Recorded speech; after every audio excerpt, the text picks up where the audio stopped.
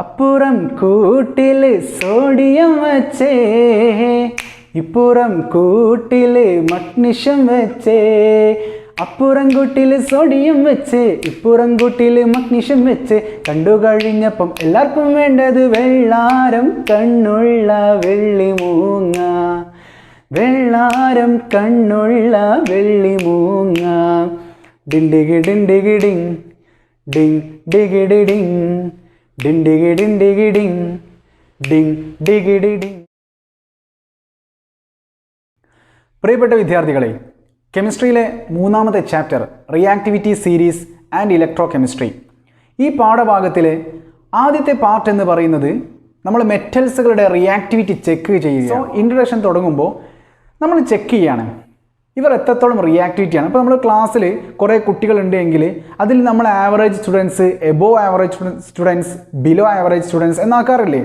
കാര്യം എന്താ, above average സ്റ്റുഡൻസിന് റിയാക്ടിവിറ്റി കൂടുതലാണ്. അവർ വളരെ പെട്ടെന്ന് ആൻസർ വിളിച്ച് പറയുക, നോട്ടുകളൊക്കെ കംപ്ലീറ്റ് ചെയ്ത് കൊടുക്കുക അല്ലേ. അത്തരത്തിൽ ഒരു ക്ലാസ്സിൽ ഒരുപാട് മൂലകങ്ങളുണ്ട്, അതായത് മെറ്റലുകളുണ്ട്. ഈ മെറ്റലുകളൊക്കെ എങ്ങനെയാണ് നമ്മൾ തരംതിരിക്കുന്നത്? അവരുടെ റിയാക്ടിവിറ്റി ചെക്ക് ചെയ്യണം, ശരിയല്ലേ? റാങ്ക് 1 റാങ്ക് 2 എന്ന് പറയും പോലെ. അപ്പോൾ നമ്മൾ ആദ്യം ചെയ്യാൻ പോകുന്നത് റിയാക്ടിവിറ്റി ഓഫ് മെറ്റൽസുകളിൽ ആദ്യം റിയാക്ഷൻ വിത്ത് വാട്ടർ. നമ്മൾ വാട്ടറുമായിട്ട് ഇവരെ റിയാക്ട് ചെയ്ത് നോക്കാം.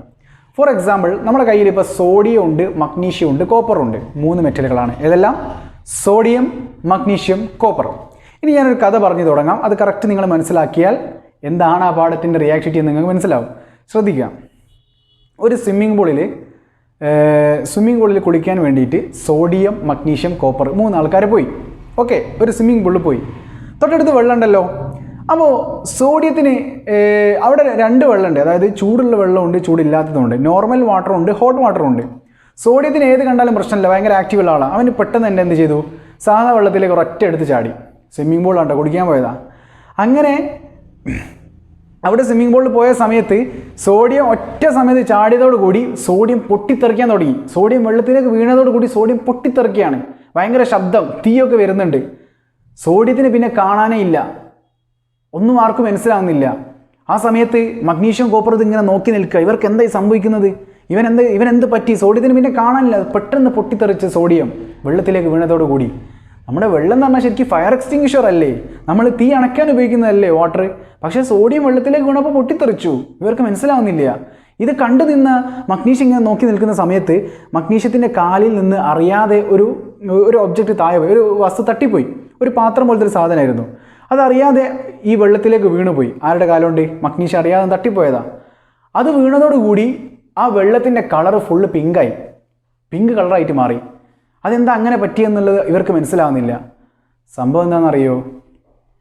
സോഡിയം വെള്ളത്തിലേക്ക് വീണ സമയത്ത് വെള്ളവുമായിട്ട് സോഡിയം പെട്ടെന്ന് റിയാക്ട് ചെയ്തു. സോഡിയം വീണപ്പോഴേ തന്നെ അത് പൊട്ടിത്തെറിക്കാൻ തുടങ്ങി. കാര്യം എന്താ?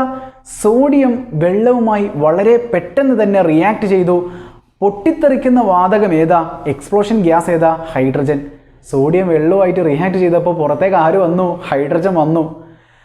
ഈ മഗ്നീഷ്യത്തിൻ്റെ കാലിൽ നിന്ന് എന്തോന്ന് തട്ടി വെള്ളത്തിലേക്ക് വീണപ്പോൾ എന്ത് സംഭവിച്ചു? കളറ് മാറിയല്ലോ, കളറ് പിങ്ക് കളറായിട്ട് മാറി.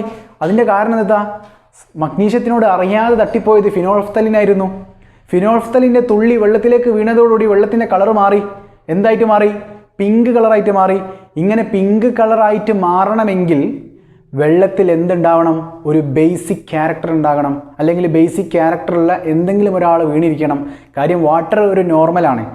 വാട്ടർ എന്ന് പറയുന്നത് ആസിഡിറ്റിയും കാണിക്കും, ബേസിറ്റിയും കാണിക്കും, അല്ലെ ആസിഡ് ക്യാരക്ടറും കാണിക്കും, ബേസിക് ക്യാരക്ടറും കാണിക്കും. പക്ഷെ വെള്ളമല്ല. വെള്ളത്തിലേക്ക് ഒരു ഫിനോൾഫ്തലിൻ തുള്ളി വീണ സമയത്ത് ആ വെള്ളത്തിൻ്റെ കളറ് പിങ്ക് കളറായിട്ട് മാറിയിട്ടുണ്ടെങ്കിൽ ആ വെള്ളത്തിൽ ഒരു ബേസിക് സ്വഭാവം വേണ്ടേ? യെസ്. സോഡിയം വെള്ളവുമായി റിയാക്ട് ചെയ്ത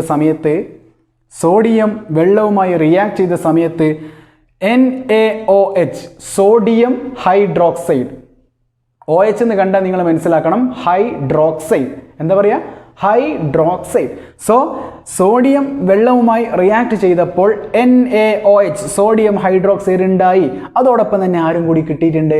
ഹൈഡ്രജൻ എന്ന് പറയുന്ന എക്സ്പ്ലോഷൻ ഗ്യാസും ഉണ്ടായിട്ടുണ്ട്. അപ്പോൾ സോഡിയം വെള്ളത്തിലേക്ക് വീണ സമയത്ത് ഹൈഡ്രജൻ ഗ്യാസ് വന്നതുകൊണ്ടാണ് സോഡിയം പൊട്ടിത്തെറിക്കാൻ കാരണം അല്ലേ? സോഡിയം സാധാരണ വെള്ളത്തിലേക്ക്, നോർമൽ വെള്ളത്തിലേക്കാണ് വീണത്, പക്ഷെ പൊട്ടിത്തെറിച്ചു. മനസ്സിലാക്കുക. അപ്പോൾ സോഡിയം ഹൈലി റിയാക്റ്റീവാണ്. ഇത് കണ്ടു നിന്ന മഗ്നീഷ്യത്തിനൊരു പേടി. മഗ്നീഷ്യം മെല്ലെ മെല്ലെ മെല്ലെ സാധാരണ വെള്ളത്തിൽ അധികം തണുപ്പൊന്നും ഇല്ലാത്ത വെള്ളത്തിലേക്ക് മെല്ലെ ചാടിയ സമയത്ത് മഗ്നീഷ്യത്തിന് വലിയ പ്രശ്നമൊന്നുമില്ല. കാര്യം ആരൊക്കെയായിരുന്നു അവിടെ കുളിക്കാൻ വന്നത്? സോഡിയവും മഗ്നീഷ്യവും കോപ്പറും. സോഡിയത്തിന് ആവിയായിപ്പോയി. മഗ്നീഷ്യത്തിന് വെള്ളത്തിലേക്ക് വീണപ്പോൾ മഗ്നീഷ്യന് ആദ്യം ഒരു സുഖമല്ല, വലിയ പ്രശ്നമൊന്നുമില്ല. പക്ഷെ കുറച്ച് ദിവസം കഴിഞ്ഞപ്പം ഈ മഗ്നീഷ്യം മെല്ലെ മെല്ലെ കത്തുന്നത് പോലെ തോന്നി. അതായത് സോഡിയം പെട്ടെന്ന് പൊട്ടിത്തെറിച്ചല്ലോ, പക്ഷെ മഗ്നീഷ്യം എന്ത് ചെയ്തു? മെല്ലെ മെല്ലെ കത്തുന്നത് പോലെ തോന്നി. ചെറിയൊരു ഭാഗം കത്താൻ തുടങ്ങി. മഗ്നീഷ്യം പെട്ടെന്ന് തന്നെ പേടിച്ച് ആ സ്വിമ്മിംഗ് പൂളിൽ നിന്ന് പുറത്തേക്ക് വന്ന്. എന്നിട്ട് സാധാ തണുത്ത വെള്ളത്തിലാണല്ലോ ചാടിയത്, അതുകൊണ്ടാണ് തനിക്ക് എന്തെങ്കിലും സംഭവിക്കുന്നത് എന്ന് വിചാരിച്ചിട്ട് മഗ്നീഷ്യം വേഗം പോയി ഹോട്ട് വാട്ടറിലേക്ക് ഒരൊറ്റ ചാടല. ചൂടുള്ള വെള്ളത്തിലേക്ക് ചാടിയതോടുകൂടി മഗ്നീഷ്യം പൊട്ടിത്തെറിച്ചു. സോഡിയത്തിൻ്റെ അതേ കഥാപാത്രമായിട്ട് ആര് മാറി? മഗ്നീഷ്യം മാറി. മഗ്നീഷ്യം പൊട്ടിത്തെറിച്ചു. കാര്യം ചൂടുള്ള വെള്ളത്തിലേക്ക് മഗ്നീഷ്യം ചാടിയ സമയത്ത് മഗ്നീഷ്യം വെള്ളവുമായി റിയാക്ട് ചെയ്ത് മഗ്നീഷ്യം ഹൈഡ്രോക്സൈഡും അതോടൊപ്പം ഹൈഡ്രജനും ഉണ്ടായി. പൊട്ടിത്തെറിച്ചിട്ടുണ്ടെങ്കിൽ അതിനർത്ഥം എന്താ? അവിടെ ഫയർ ഉണ്ടായിട്ടുണ്ടെങ്കിൽ, ബേൺ ചെയ്തിട്ടുണ്ടെങ്കിൽ അതിനർത്ഥം എന്താ? അവിടെ ഹൈഡ്രജൻ ഗ്യാസ് റിലീസ് ചെയ്തിട്ടുണ്ട്. അപ്പോൾ മഗ്നീഷ്യം വെള്ളവുമായി റിയാക്ട് ചെയ്തപ്പോൾ മഗ്നീഷ്യം ഹൈഡ്രോക്സൈഡും അതോടൊപ്പം ഹൈഡ്രജനും ഉണ്ടായി. പക്ഷേ മഗ്നീഷ്യം ആദ്യം നോർമൽ വെള്ളത്തിലേക്ക് വീണപ്പോൾ പെട്ടെന്ന് കത്തിയോ? ഇല്ല, മെല്ലെ മെല്ലെ കത്തുന്നത് പോലെ തോന്നി, ഒന്ന് ശരീരമൊക്കെ ചൂടാകുന്നത് പോലെ തോന്നി. പക്ഷേ ചൂടുവെള്ളത്തിലേക്ക് പോയപ്പോൾ പെട്ടെന്ന് പൊട്ടിത്തെറിച്ചു. അതിൻ്റെ കാരണം എന്താ? മഗ്നീഷ്യം സാധാരണ വെള്ളത്തിൽ എന്താവുന്നില്ല, വെള്ളവുമായിട്ട് മെല്ലെ മെല്ലെ റിയാക്ട് ചെയ്യുന്നുള്ളൂ.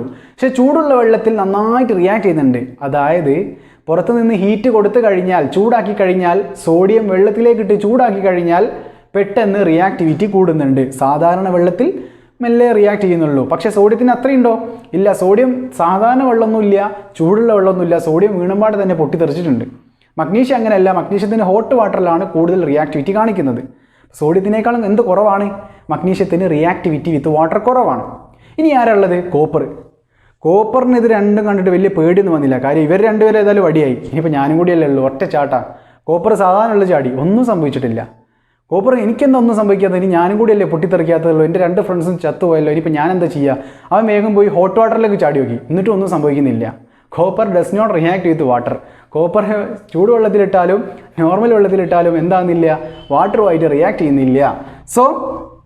സോഡിയം വെള്ളത്തിലേക്ക് ഇട്ടപ്പോൾ നമുക്ക് വളരെ പെട്ടെന്ന് ഹൈഡ്രജൻ കിട്ടി. മഗ്നീഷ്യം വെള്ളത്തിലേക്ക് ഇട്ടപ്പോൾ കുറച്ചുകൂടി കഴിഞ്ഞപ്പോൾ ഹോട്ട് വാട്ടറുമായിട്ട് വളരെ പെട്ടെന്ന് റിയാക്ട് ചെയ്തിട്ട് ഹൈഡ്രജൻ കിട്ടി. കോപ്പർ വെള്ളത്തിലേക്ക് ഇട്ടപ്പോൾ ദർ ഇസ് നോ റിയാക്ഷൻസ്. അതിനർത്ഥം ഇവരുടെ റിയാക്ടിവിറ്റി വിത്ത് വാട്ടറിൻ്റെ ഓർഡർ നമ്മൾ എഴുതി കഴിഞ്ഞാൽ sodium greater than magnesium greater than copper. ശരിയല്ലേ? ഇവരുടെ റിയാക്ടിവിറ്റി ഓഫ് മെറ്റൽസ് വിത്ത് വാട്ടറിൻ്റെ ഓർഡറാണ് എഴുതിയിരിക്കുന്നത്. ഓക്കെ, ഇതെങ്ങനെ ചോദിക്കാമെന്നറിയോ? ചോദ്യം ഇങ്ങനെയാണ്. റിയാക്ഷൻ വിത്ത് വാട്ടർ അനുസരിച്ചിട്ട്, അല്ലെങ്കിൽ വാട്ടറുമായിട്ട് ചില മെറ്റലുകൾ റിയാക്ട് ചെയ്യുന്നത് അനുസരിച്ചിട്ട് എന്തെങ്കിലും ഒരു എക്സാമ്പിൾ ജസ്റ്റിഫൈ ചെയ്യാൻ പറയും. അതായത് നിങ്ങളുടെ കയ്യിൽ സോഡിയം, മഗ്നീഷ്യം, കോപ്പർ തരും. എന്നിട്ട് ഈ സോഡിയവും മഗ്നീഷ്യം കോപ്പറും വെച്ചിട്ട് നിങ്ങളോട് പറയും ഇവരെ വാട്ടറുമായിട്ട് റിയാക്ട് ചെയ്യുന്നതിൻ്റെ റിയാക്ഷൻസ് എഴുതാനും പറയും, അതിൻ്റെ കാരണം എഴുതാനും പറയും. അപ്പോൾ നിങ്ങൾ പറയണം sodium is highly reactive than magnesium and copper within the water. Okay, അപ്പോൾ ഈ ഒരു ഭാഗം കഴിഞ്ഞു. ഇപ്പോൾ നമ്മൾ വാട്ടറുമായിട്ടുള്ള റിയാക്ഷനാണ് നോക്കിയത്. ഇനി നമ്മൾ നോക്കാൻ പോകുന്നത് റിയാക്ഷൻ വിത്ത് അറ്റ്മോസ്ഫിയർ ആണ്. അതായത് അന്തരീക്ഷവുമായിട്ട്, നമ്മുടെ ഈ ഒരു അറ്റ്മോസ്ഫിയറുമായിട്ട് മെറ്റലുകൾ എങ്ങനെയാണ് റിയാക്ട് ചെയ്യുന്നത്. ഞാൻ നേരത്തെ പറഞ്ഞു ഈ മെറ്റലുകൾ എവിടെ നിന്ന് കിട്ടിയെന്ന് പറയാൻ കഴിയില്ല, അവിടെ നിന്ന് കിട്ടിയെന്ന് പറയാം. ഓക്കെ, കറണ്ട് ആരാ കണ്ടുപിടിച്ചെന്ന് നമുക്ക് പറയാൻ പറ്റും, പക്ഷേ കറണ്ട് എങ്ങനെ കണ്ടുപിടിച്ചു എന്ന് പറയാൻ കഴിയില്ല. കാര്യം കറണ്ട് ഉണ്ടോ എന്ന് വെച്ചാൽ നമുക്ക് പറയാൻ പറ്റുമോ? കറണ്ട് ആരും കണ്ടിട്ടില്ല. വെളിച്ചമാണോ കറണ്ട്? പറയാൻ പറ്റില്ല. അതുപോലെ തന്നെ നമ്മളിപ്പോൾ പറയാൻ പോകുന്നത് മെറ്റൽസിൻ്റെ റിയാക്ടിവിറ്റി നമ്മൾ ചെക്ക് ചെയ്യാണ്. നമ്മൾ ഈ പാഠത്തിൻ്റെ പേരെന്താ? Reactivity series and electro chemistry. ആദ്യത്തെ പേര് കണ്ടോ? Reactivity series. അതായത് ഒന്നുകിൽ റിയാക്ടിവിറ്റി കുറഞ്ഞതിൽ നിന്ന് കൂടിയതിലേക്ക് വരുന്ന രീതിയിൽ, അല്ലെങ്കിൽ കൂടിയതിൽ നിന്ന് കുറഞ്ഞ രീതിയിലേക്ക്. നമ്മളിവിടെ പഠിക്കുന്നത് റിയാക്ടിവിറ്റി ഏറ്റവും കൂടിയ മെറ്റലിൽ നിന്ന് റിയാക്ടിവിറ്റി ഏറ്റവും കുറഞ്ഞ മെറ്റലിലേക്കാണ്. അതായത് റിയാക്ടിവിറ്റി കൂടി കുറഞ്ഞു കുറഞ്ഞു കുറഞ്ഞു കുറഞ്ഞു കുറഞ്ഞു കുറഞ്ഞു പോകുന്ന രീതിയിൽ. അപ്പോൾ നമ്മൾ എന്ത് ചെയ്യണം? കുറച്ച് മെറ്റലുകൾ എടുത്തിട്ട് നമ്മൾ റിയാക്ട് ചെയ്ത് നോക്കണ്ടേ? അപ്പോൾ നമ്മൾ വാട്ടറുമായിട്ട് ഇപ്പോൾ റിയാക്ട് ചെയ്ത് കഴിഞ്ഞു. ഇനി നമ്മൾ ചെയ്യാൻ പോകുന്നത് അറ്റ്മോസ്ഫിയറുമായിട്ട് എങ്ങനെയാണ് മെറ്റലുകൾ റിയാക്ട് ചെയ്യുന്നത്. ഓക്കെ, അപ്പോൾ ആ ഒരു ഭാഗം നമുക്കൊന്ന് ചെക്ക് ചെയ്യാം. ഇനി നമ്മൾ ചെക്ക് ചെയ്യാൻ പോകുന്നത് ആരെയാണ്? റിയാക്ഷൻ വിത്ത് അറ്റ്മോസ്ഫിയർ, അല്ലേ? Reactions of metals with atmosphere. അന്തരീക്ഷവുമായിട്ട് മെറ്റലുകൾ റിയാക്ട് ചെയ്യുന്നത് എങ്ങനെയാണ്? നമ്മളിവിടെ എക്സാമ്പിളായിട്ട് എടുക്കുന്നത്, അല്ലെങ്കിൽ നമ്മൾ ടെക്സ്റ്റ് ബുക്ക് പറയുന്ന എക്സാമ്പിൾസുകൾ sodium magnesium aluminium copper gold. AU എന്ന് പറഞ്ഞു കഴിഞ്ഞാൽ ഗോൾഡ് ആണ് കേട്ടോ. Na sodium, Mg magnesium, Al aluminium, Cu copper, Au gold. ഈ മെറ്റലുകളുടെ പേര് എഴുതുമ്പോൾ ആദ്യത്തെ പ്രതീകം അല്ലെങ്കിൽ ആദ്യത്തെ ഒരു സിഗ്നിഫിക്കൻ്റ് എഴുതേണ്ടത് ക്യാപിറ്റൽ ലെറ്ററിലും പിന്നെ ഉള്ളതൊക്കെ സ്മോൾ ലെറ്റർ എഴുതുക. ഓക്കെ, അത് നിങ്ങൾ 8ാം ക്ലാസ് മുൻപിലൊക്കെ പഠിച്ചിട്ടുണ്ടാവും. ഇതിൽ നമ്മളൊരു കഥ പറഞ്ഞു തന്നെ തുടങ്ങാം. ഒരു വീട്ടമ്മ, ഒരു ടീച്ചർ അങ്ങാടിയിലേക്ക് പോയി. അങ്ങാടിയിൽ പോയിട്ട് sodium magnesium aluminium copper gold ഏതൊക്കെയാണ്? Sodium magnesium aluminium copper gold ഇവകളെല്ലാം വാങ്ങി. ഒരു ടീച്ചർ വീട്ടിലേക്കുള്ള സാധനങ്ങൾ എന്ന രീതിയിൽ നമ്മൾ ജസ്റ്റ് ഒരു എക്സാമ്പിൾ പറയാം കേട്ടോ. വീട്ടിലേക്കുള്ള സാധനങ്ങൾ വാങ്ങുന്നത് പോലെ, അതായത് ഈ തക്കാളി ഉള്ളി എന്നൊക്കെ പറയുന്നത് പോലെ തന്നെ sodium magnesium aluminium copper gold പോയി വാങ്ങി. ഗോൾഡ് പിന്നെ കയ്യിലിടാൻ എല്ലാവർക്കും അറിയാം, കയ്യിൽ നമുക്ക് ആഭരണമായിട്ട് യൂസ് ചെയ്യാം. അങ്ങനെ പോയി വാങ്ങി വീട്ടിലെത്തി പുറത്തെടുത്ത് നോക്കുമ്പം സോഡിയത്തിനെ കാണാനില്ല. സോഡിയം ഷോപ്പിൽ നിന്ന് വാങ്ങുന്ന സമയത്ത് നല്ല മഞ്ഞ കളർ, നല്ല തിളക്കുണ്ടായിരുന്നു, നല്ല ലെസ്റ്ററിഫിക്കേഷൻ ഉണ്ടായിരുന്നു സോഡിയത്തിന്. പക്ഷേ വീട്ടിലെത്തി നോക്കുമ്പോൾ എന്ത് കാണുന്നില്ല? കളറൊന്നും കാണുന്നില്ല, ഒരുമാതിരി ഒരു ചാരം പോലെ കാണുക. കാര്യം എന്താണെന്നറിയോ? സോഡിയം ഈ അറ്റ്മോസ്ഫിയറുമായിട്ട് വളരെ പെട്ടെന്ന് റിയാക്ട് ചെയ്തിട്ട് സോഡിയം കാർബണേറ്റ് ഉണ്ടായി. മനസ്സിലായോ? അതായത് സോഡിയം അറ്റ്മോസ്ഫിയറിലുള്ള ഓക്സിജനും വെള്ളവും കാർബൺ ഡൈ ഓക്സൈഡുമായി സോഡിയം വളരെ പെട്ടെന്ന് റിയാക്ട് ചെയ്തിട്ട് Na2CO3 എന്ന് പറയുന്ന സോഡിയം കാർബണേറ്റ് ഉണ്ടായി. അതുകൊണ്ടാണ് സോഡിയത്തിൻ്റെ ലെസ്റ്ററിഫിക്കേഷൻ ലൂസായിപ്പോയി. അപ്പോൾ വീട്ടിലെത്തി വാങ്ങി, പക്ഷേ ഇത് വാങ്ങേണ്ടായിരുന്നു, ഉള്ള പൈസയും പോയി. കാരണം സോഡിയം വാങ്ങി, ആ ഒരു കളർ കണ്ടിട്ടേ വാങ്ങി, ആ ഒരു തിളക്കമൊക്കെ കണ്ടപ്പോൾ നല്ല രസമുണ്ടായിരുന്നു കാണാൻ ഷോപ്പിൽ നിന്ന്. വീട്ടിലെത്തിയപ്പോഴേക്ക് 1-2 മണിക്കൂർ കഴിഞ്ഞിട്ടുണ്ട്. മണിക്കൂർ കഴിഞ്ഞ് വീട്ടിൽ നിന്ന് തുറന്നു നോക്കുമ്പോൾ സോഡിയം കാർബണേറ്റ് ചാരമായി കിടക്കുകയാണ്. നമ്മളെ വീട്ടിലൊക്കെ അടുപ്പിലൊക്കെ സാധനങ്ങളൊക്കെ ഉണ്ടാക്കി കഴിഞ്ഞാൽ അവസാനം ഒരു ചാരം കാണുമല്ലോ, കാർബണേറ്റ് എന്നാണ് നമ്മൾ പറയുക അല്ലേ? കാർബണിൻ്റെ അവശിഷ്ടം എന്ന് പറയും. അപ്പോൾ അതുപോലായി കിടക്കുന്നുണ്ട്. അങ്ങനെ ടീച്ചർ എന്ത് ചെയ്തു? ഈ സാധനങ്ങളൊക്കെ എടുത്ത് അവിടെ തന്നെ വെച്ചു, ജസ്റ്റ് ഒന്ന് കടന്ന് പിറ്റേന്ന് നോക്കുമ്പോണ്ട് മഗ്നീഷ്യം അതുപോലെ തന്നെ കിടക്കുന്നു. സോഡിയം ഷോപ്പിൽ നിന്ന് വീട്ടിലേക്ക് എത്തിയപ്പോൾ തന്നെ എന്തായിട്ടുണ്ട്? ചാരമായി പോയിട്ടുണ്ട് അല്ലേ? ഒരു കറുപ്പ് കളറായിട്ട് പോയിട്ടുണ്ട്. അതായത് ലെസ്റ്ററിഫിക്കേഷൻ വളരെ പെട്ടെന്ന് നഷ്ടപ്പെട്ടു പോയിട്ടുണ്ട്. ടീച്ചർ വീട്ടിൽ വന്ന് ഇതിനെ കുളിച്ച് കിടന്ന് പിറ്റേന്ന് രാവിലെ നോക്കുമ്പോണ്ട് മഗ്നീഷ്യത്തിൻ്റെ കളറും പോയി. മഗ്നീഷ്യത്തിന് ചെറിയൊരു കളർ ഉണ്ടായിരുന്നു, ഒരു ലെസ്റ്ററിഫിക്കേഷൻ ഉണ്ടായിരുന്നു, അതും നഷ്ടപ്പെട്ടു പോയി. കാര്യം എന്താ? മഗ്നീഷ്യം അന്തരീക്ഷവുമായിട്ട് ഒരു ദിവസം കൊണ്ട് എന്തായി മാറി?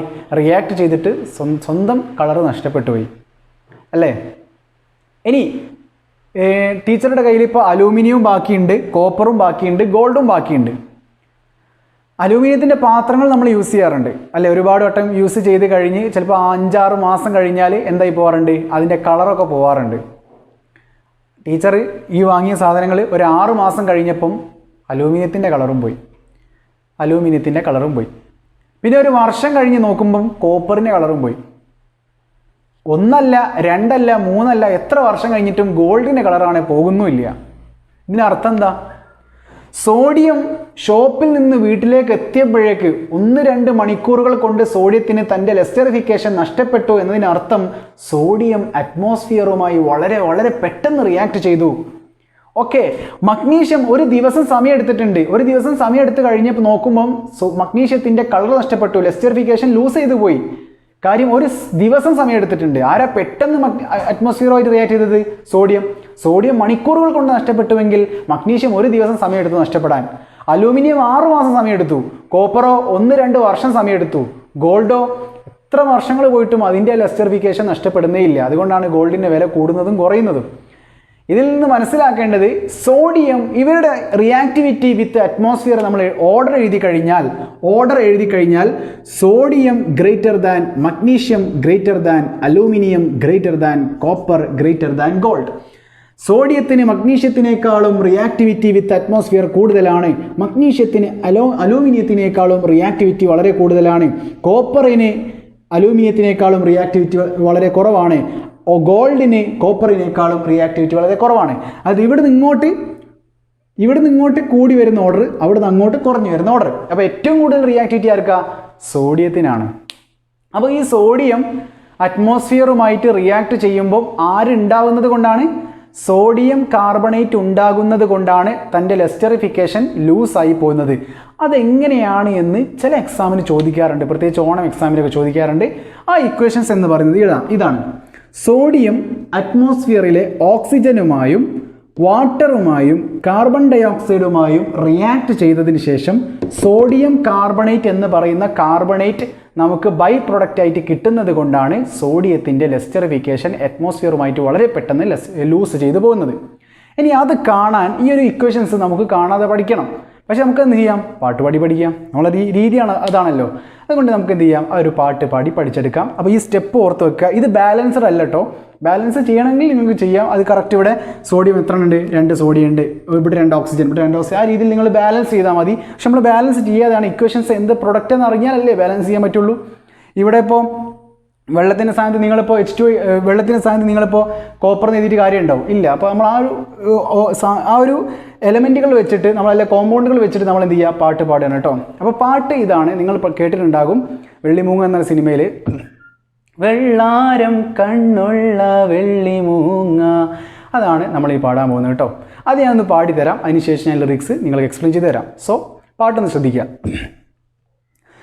ഡിൻഡിഗി ഡിൻഡിഗി ഡിങ് ഡിങ് ഡിഗിഡി ഡിങ് ഡിൻഡിഗി ഡിൻഡിഗി ഡിങ് ഡിങ് ഡിഗിഡി ഡിങ് നാവുട്ടു നട്ടുവോ നട്ടുവോ വെള്ളം നാവച്ച് അച്ഛൻ്റെ കൂടെ നിന്ന് നാവച്ച് കൊട്ടിയപ്പം നട്ടു കൊത്രി വെള്ളാരം കണ്ണുള്ള വെള്ളിമൂങ്ങ വെള്ളാരം കണ്ണുള്ള വെള്ളിമൂങ്ങ ഡിൻഡിഗി ഡിൻഡിഗി ഡിങ് ഡിങ് ഡിഗിഡി ഡിങ് ഡിൻഡിഗി ഡിൻഡിഗി ഡിങ് ഡിങ് ഡിഗിഡി ഡിങ് അപ്പുറം കൂട്ടിൽ സോഡിയം വച്ചേ ഇപ്പുറം കൂട്ടിൽ മഗ്നീഷ്യം വെച്ചേ അപ്പുറം കൂട്ടിൽ സോഡിയം വെച്ച് ഇപ്പുറം കൂട്ടിൽ മഗ്നീഷ്യം വെച്ച് കണ്ടു കഴിഞ്ഞപ്പം എല്ലാവർക്കും വേണ്ടത് വെള്ളാരം കണ്ണുള്ള വെള്ളിമൂങ്ങ വെള്ളാരം കണ്ണുള്ള വെള്ളിമൂങ്ങ ഡിൻഡിഗി ഡിൻഡിഗി ഡിങ് ഡിങ് ഡിഗിഡി ഡിങ് ഡിൻഡിഗി ഡിൻഡിഗി ഡിങ് ഡിങ് ഡിഗിഡി ഡിങ്. ഇതാണ് വരികൾ. ഓക്കെ, ഇതെങ്ങനെയാണ് പാട്ട് പാടി പഠിക്കണമെങ്കിൽ അതിൻ്റെ ലിറിക്സ് അറിയണ്ടേ. ജസ്റ്റ് ഒന്ന് എക്സ്പ്ലെയിൻ ചെയ്തു തരാം. ഇവിടെ നമ്മൾ പാടുന്നത് ഇങ്ങനെയാണ്. ഇതിപ്പോൾ നമ്മൾ സോഡിയം എന്നുള്ളത് Na എന്നല്ല എഴുതുക, അതായത് ന എന്നാണ് നമ്മൾ പറയുക. ന ഒട്ടു നട്ടുവോ, ന ഒട്ടു നട്ടുവോ, നട്ടുവോ വെള്ളം നാ ഒച്ച് അച്ഛൻ്റെ കൂടെ നിന്ന്, നാ ഒച്ച് കൊട്ടിയപ്പം നട്ടു കൊത്രി വെള്ളാരം കണ്ണുള്ള വെള്ളിമൂങ്ങ. അങ്ങനെയാണ് പറഞ്ഞു പോകുന്നത്. അതായത് വെള്ളാരം മീൻസ് വെള്ളം. അതായത് ഒന്നുകൂടി പറയാം, സോഡിയം ഓക്സിജനുമായി സോഡിയം ഓക്സൈഡ് ഉണ്ടാകുന്നു. സോഡിയം ഓക്സൈഡ് വെള്ളവുമായി റിയാക്ട് ചെയ്തിട്ട് സോഡിയം ഹൈഡ്രോക്സൈഡും ഹൈഡ്രജനും കിട്ടുന്നു. ഈ സോഡിയം ഹൈഡ്രോക്സൈഡ് പിന്നീട് കാർബൺ ഡൈ ഓക്സൈഡുമായി റിയാക്ട് ചെയ്തിട്ട് സോഡിയം കാർബണേറ്റും വെള്ളവും ലഭിക്കുന്നു. അതാണ് നമ്മൾ പറയുന്നത്. നാ ഒട്ടു നട്ടുവോ, ഫസ്റ്റ് സ്റ്റെപ്പ്. ഈ നട്ടുവോ വെള്ളം നാ ഒച്ച് അച്ഛൻ്റെ കൂടെ നിന്ന്, നാ ഒച്ച് കൊട്ടിയപ്പം നട്ടു കൊത്രി വെള്ളാരം കണ്ണുള്ള വെള്ളിമൂങ്ങ. ഈ പാട്ട് പാടിക്കഴിഞ്ഞാൽ നിങ്ങൾക്ക് ഇക്വേഷൻസ് എഴുതാൻ പറ്റും. സോ ഇപ്പോൾ ലിറിക്സ് നിങ്ങൾക്ക് മനസ്സിലായി തോന്നുന്നു, അതുകൊണ്ട് ഞാൻ കൂടി പാട്ട് പാടിത്തരാം കേട്ടോ. യെസ്, ഫസ്റ്റ് ഡിൻഡിഗി ഡിൻഡിഗി ഡിങ് ഡിങ് ഡിഗിഡി ഡിങ് ഡിൻഡിഗി ഡിൻഡിഗി ഡിങ് ഡിങ് ഡിഗിഡി ഡിങ് നാവട്ടു നട്ടുവോ നട്ടുവോ വെള്ളം നാവച്ച് അച്ഛൻ്റെ കൂടെ നിന്ന് നാവച്ച് കൊട്ടിയപ്പം നട്ടു കൊത്രി വെള്ളാരം കണ്ണുള്ള വെള്ളിമൂങ്ങ വെള്ളാരം കണ്ണുള്ള വെള്ളിമൂങ്ങ ഡിൻഡിഗി ഡിൻഡിഗി ഡിങ് ഡിങ് ഡിഗിഡി ഡിങ് ഡിൻഡിഗി ഡിൻഡിഗി ഡിങ് ഡിങ് ഡിഗിഡി ഡിങ് അപ്പുറം കൂട്ടിൽ സോഡിയം വച്ചേ ഇപ്പുറം കൂട്ടിൽ മഗ്നീഷ്യം വെച്ചേ അപ്പുറം കൂട്ടിൽ സോഡിയം വെച്ച് ഇപ്പുറം കൂട്ടിൽ മഗ്നീഷ്യം വെച്ച് കണ്ടു കഴിഞ്ഞപ്പം എല്ലാവർക്കും വേണ്ടത് വെള്ളാരം കണ്ണുള്ള വെള്ളിമൂങ്ങ വെള്ളാരം കണ്ണുള്ള വെള്ളിമൂങ്ങ ഡിൻഡിഗി ഡിൻഡിഗി ഡിങ് ഡിങ് ഡിഗിഡി ഡിങ് ഡിൻഡിഗി ഡിൻഡിഗി ഡിങ് ഡിങ് ഡിഗിഡി ഡിങ്. യെസ്, അപ്പുറം കൂട്ടിൽ സോഡിയം വെച്ച് ഇപ്പുറം കൂട്ടിൽ മഗ്നീഷ്യം വെച്ച്, അത് അപ്പുറത്ത് സോഡിയം വെച്ചിട്ടുണ്ട് ഇപ്പുറത്ത് മഗ്നീഷ്യം വെച്ചിട്ടുണ്ട്. കണ്ടു കഴിഞ്ഞപ്പം എല്ലാവർക്കും വേണ്ടത് വെള്ളാരം കണ്ണുള്ള വെള്ളിമുഖ. ജസ്റ്റ് സോഡിയം മഗ്നീഷ്യമൊക്കെയാണ് പൊതുവെ എക്സാം ചോദിക്കാറുള്ളത്. Sodium magnesium aluminium copper gold. അപ്പോൾ ആ ഒരു കഥ നിങ്ങൾ ഓർത്ത് വെച്ചാൽ മതി. ആ ടീച്ചർ സാധനങ്ങൾ പോയി വാങ്ങുന്നു, മണിക്കൂർ കഴിഞ്ഞു, ദിവസം കഴിഞ്ഞു, 6 മാസം കഴിഞ്ഞ്, 2 വർഷം കഴിഞ്ഞ് നോക്കുമ്പോൾ കാണുന്ന ആ ഒരു ലെസ്റ്ററിഫിക്കേഷൻ നഷ്ടപ്പെട്ട് പോകുന്ന ആ ഒരു സംഭവം നിങ്ങളൊരു കഥ പോലെ ഓർത്ത് വെച്ച് കഴിഞ്ഞാൽ നിങ്ങൾ എക്സാമിന് നല്ല വൃത്തിക്ക് പഠിച്ചെടുക്കാൻ പറ്റും. അപ്പോൾ ഇതാണ് റിയാക്ഷൻ വിത്ത് അറ്റ്മോസ്ഫിയർ. ഇനി നമ്മുടെ ടെക്സ്റ്റ് ബുക്ക് പറയുന്ന മൂന്നാമത്തെ ചെക്കിംഗ് എന്ന് പറയുന്നത് റിയാക്ടിവിറ്റി വിത്ത് ഡൈല്യൂട്ട് ആസിഡ്സ് ആണ്. ഡൈല്യൂട്ട് ആസിഡ് പറയുമ്പോൾ അധികം പറയേണ്ട ആവശ്യമില്ല. നിങ്ങൾ പണ്ടേ പഠിച്ചിട്ടുണ്ടാവും. Zn+2HCl gives ZnCl2 + H2. അതായത് സിങ്ക് എന്ന് പറയുന്ന മെറ്റൽ ഹൈഡ്രോക്ലോറിക് ആസിഡുമായിട്ട് ഡൈല്യൂട്ട് ആസിഡുമായിട്ട് റിയാക്ട് ചെയ്തിട്ട് സിങ്ക് ക്ലോറൈഡും ഹൈഡ്രജനും കിട്ടും. അതായത് ഹൈഡ്രജൻ റിലീസ് ചെയ്യും. ഇതുപോലെ മറ്റേതെങ്കിലും മെറ്റൽ എടുത്തു കഴിഞ്ഞാൽ വളരെ പെട്ടെന്ന് ആസിഡ്സുമായിട്ട് റിയാക്ട് ചെയ്തിട്ട് ഹൈഡ്രജൻ റിലീസ് ചെയ്യും. കോപ്പർ അതുപോലെ തന്നെ സിൽവറൊക്കെ ആണെങ്കിൽ ഹൈഡ്രോക്ലോറിക് ആസിഡുമായിട്ട് റിയാക്ട് ചെയ്യുന്നില്ല. അങ്ങനെ ഓരോ മെറ്റലുകളുടെയും ആസിഡ്സുകളുടെ റിയാക്ടിവിറ്റി നോക്കി, അറ്റ്മോസ്ഫിയറിൻ്റെ റിയാക്ടിവിറ്റി നോക്കി, അതോടൊപ്പം തന്നെ നമ്മൾ നേരത്തെ നോക്കിയതാ വെള്ളവുമായുള്ള റിയാക്ടിവിറ്റി ഒക്കെ നോക്കിയിട്ട് അതിൻ്റെ ഒരു റിയാക്ടിവിറ്റി സീരീസ് ഉണ്ടാക്കി വെച്ചു. ഇതുപോലെ ഒരുപാട് റിയാക്ടിവിറ്റി ചെക്ക് ചെയ്തിട്ടുണ്ടോ? പക്ഷേ നിങ്ങൾക്ക് 10ാം ക്ലാസ്സിൽ 3 റിയാക്ടിവിറ്റിയാണ് പഠിക്കാനുള്ളത്. ഒന്ന് reactivity of metals with water, 2 reactivity of metals with atmosphere, 3 reactivity of metals with dilute acids. Okay, dilute acids നമ്മൾ അധികം പറയേണ്ട ആവശ്യമില്ല. ഈ ഒരു ഓർഡറിൽ സിങ്ക് ആകുമ്പോൾ ഹൈഡ്രോക്ലോറിക് ആസിഡുമായി സിങ്ക് ക്ലോറൈഡും ഹൈഡ്രജൻ റിലീസ് ചെയ്യുകയും ചെയ്യുന്നു. മറ്റേതെങ്കിലും കോപ്പറൊക്കെ എടുത്തു കഴിഞ്ഞാൽ ഹൈഡ്രോക്ലോറിക് ആസിഡുമായിട്ട് റിയാക്ട് ചെയ്യുന്നില്ല. അപ്പോൾ അങ്ങനെ നോക്കിയിട്ടാണ് നമുക്ക് എന്ത് കിട്ടും? ഓരോ മെറ്റലുകളും തമ്മിലുള്ള ഒരു റിയാക്ടിവിറ്റിയുടെ സീരീസ് അല്ലെങ്കിൽ ഓർഡർ ഓഫ് റിയാക്ടിവിറ്റി കിട്ടും. അത് മുതലാണ് പാഠത്തിൽ നിങ്ങൾ ആദ്യം പഠിക്കാൻ പോകുന്നത്. എന്ത്? റിയാക്ടിവിറ്റി സീരീസിൻ്റെ ഓർഡർ, അല്ലെ order of reactivity series. So ആ ഒരു ഭാഗത്തിലേക്കാണ് നമ്മളിനി കടക്കാൻ പോകുന്നത്. Let's go.